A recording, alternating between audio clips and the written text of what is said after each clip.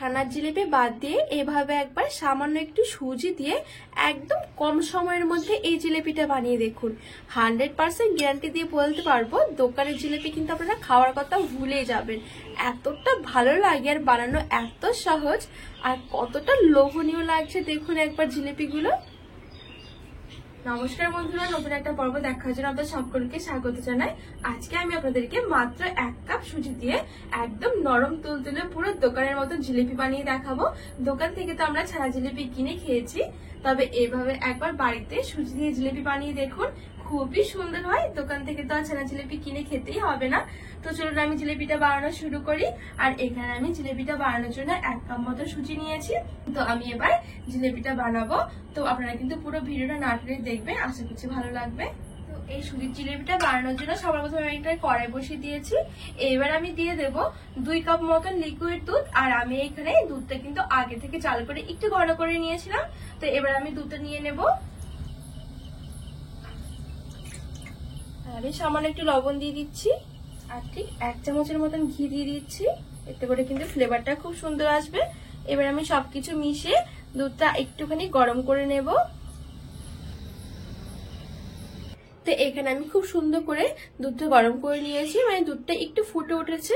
ব্যাস, এবার আমি দিয়ে দেব 1 কাপ সুজি। আর 1 কাপ সুজির জন্য কিন্তু 2 কাপ মতো লিকুইড দুধ দিতে হবে। এবার আমি সবকিছু ভালো করে মিশিয়ে নেব। এখানে আমি সবকিছু ভালো করে মিশিয়ে নিয়েছি। এবার আঁচটা একটু হালকা রেখে একটা ডোয়ের মতন বানিয়ে নেব।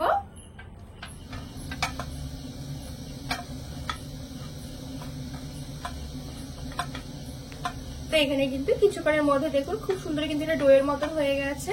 ঠিক এরকম করে একটা ডো তৈরি করে নিতে হবে। এবার আমি এই ডোটা গ্যাস থেকে নামিয়ে হালকা করে একটু ঠান্ডা করে নেব।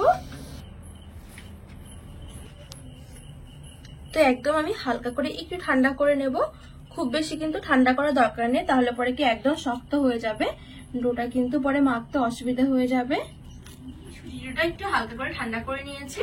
এবার আমি হাতের মধ্যে অল্প অল্প করে তেল মেখে একটা সফট ডো তৈরি করে নেব। একটু ভালো করে মেখে নেব।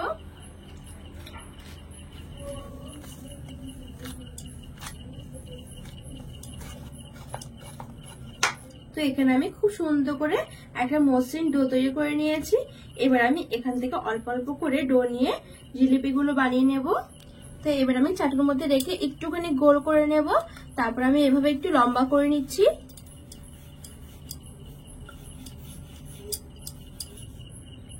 তো বন্ধুরা, এখানে দেখুন আমি ঠিক এরকম করে লম্বা করে নিয়েছি। এবার আমি জিলিপিগুলো তৈরি করে নেব। আর এই জিলিপিগুলো কিন্তু বানানো খুবই সহজ। এই দেখুন, একবার দেখলেই কিন্তু যে কেউ বানাতে পারবে।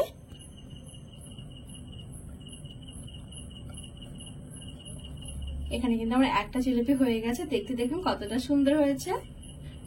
তো বন্ধুরা, সবগুলো জিলিপি ঠিক আমি একইভাবে তৈরি করে নেব।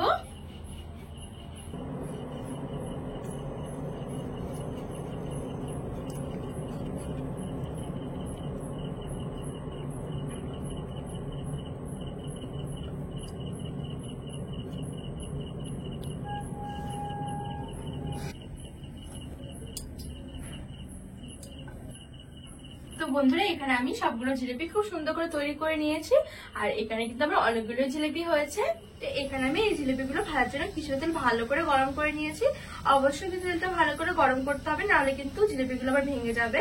তো এবার আমি গরম তেলের মধ্যে জিলিপিগুলো ছেড়ে দেব।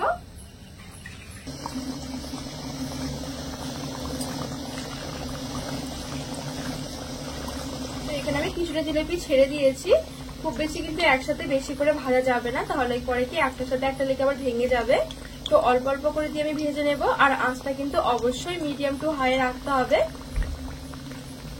আর বন্ধুরা, এই জিলিপিগুলো ভাজতে কিন্তু একদমই বেশি টাইম লাগবে না। মোটামুটি 1 থেকে 2 মিনিটের মধ্যে কিন্তু এই জিলিপিগুলো ভাজা হয়ে যায়। তো এখানে আমি উল্টে পাল্টে একটু লাল লাল করে ভেজে নেবো জিলিপিগুলো। তো বন্ধুরা, এখানে দেখুন জিলিপিগুলো কিন্তু খুব সুন্দর কিন্তু একটা কালার চলে এসেছে, আর দেখতেও কতটা সুন্দর লাগছে। এবার আমি তেল থেকে তুলে নেব।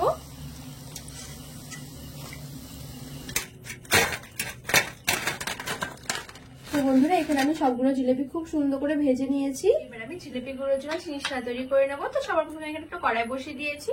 তারপরে এখানে আমি 1 কাপ মতন জল দিয়ে দেব। আর আমি এখানে 2টো এলাচ দিয়ে দিয়েছি, 1 কাপ মতন চিনি। এবার আমি সবকিছু ভালো করে মিশিয়ে চিনিটা গলে যাওয়া পর্যন্ত অপেক্ষা করব। আর এখানে কিন্তু চিনি শিরাটা খুব বেশি একটা ঘন করা যাবে না, তাহলে পরে কি জিলিপির ভেতরে রস ঢুকবে না। জাস্ট চিনিগুলো কিন্তু গলিয়ে নিলে কিন্তু হয়ে যাবে। তো এখানে দেখুন চিনিটা কিন্তু খুব সুন্দরভাবে গলে গেছে। এবার আমি গ্যাসের আঁচটা বন্ধ করে দেব। এবারে গরম গরম চিনি শিরার মধ্যে জিলিপিগুলো ছেড়ে দেব।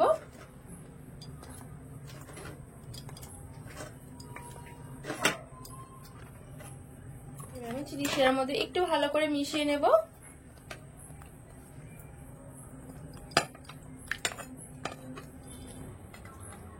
তো বন্ধুরা এখানে আমি চিনি শিরার মধ্যে খুব ভালো করে মিশিয়ে নিয়েছি।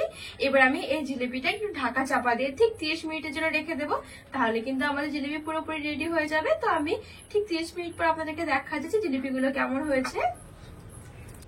এখানে আমি জিলিপিগুলো রসের মধ্যে চুবিয়ে রেখেছিলাম, পুরো 30 মিনিটের মতন হয়ে গেছে। আর এই দেখুন 30 মিনিটের মধ্যে কত সুন্দর পুরো রসটা ঢুকে গেছে, আর জিলিপিগুলো কিন্তু ফুলে পুরো ডবল হয়ে গেছে, আর রসটাও কিন্তু অনেকটাই টেনে গেছে।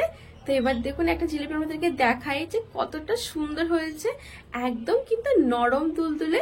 শুধু সামান্য একটু সুজি থাকলেই যে আপনারা এত সুন্দর জিলিপি বানিয়ে নিতে পারেন, আপনারা কিন্তু না বানিয়ে খেলে কখনোই বিশ্বাস করবেন না। আর জিলিপিগুলো এতটা ভালো লাগে কি বলবো। তো এখানে আমি কিছুটা জিলিপি খুব সুন্দর করে সাজিয়ে নিয়েছি, আর উপর দিয়ে একটু রসও দিয়ে দিচ্ছি, এতে করে খাওয়ার সময় কিন্তু অনেক বেশি ভালো লাগবে। তো এবার চলুন আমি জিলিপিগুলো আপনাদেরকে কেটে দেখাই যে কতটা লোভনীয় লাগছে। এইভাবে যদি জিলিপি বানানো হয় তাহলে কিন্তু আর দোকান থেকে জিলিপি আনার কথাই ভুলে যাবেন, খুবই সুন্দর হয় বন্ধুরা। বন্ধুরা আজকের রেসিপিটি কেমন লেগেছে অবশ্যই কিন্তু কমেন্ট করে জানাবেন, আর রেসিপিটি ভালো লাগলে চ্যানেলটিকে সাবস্ক্রাইব করে পাশে থাকার অনুরোধ রইল।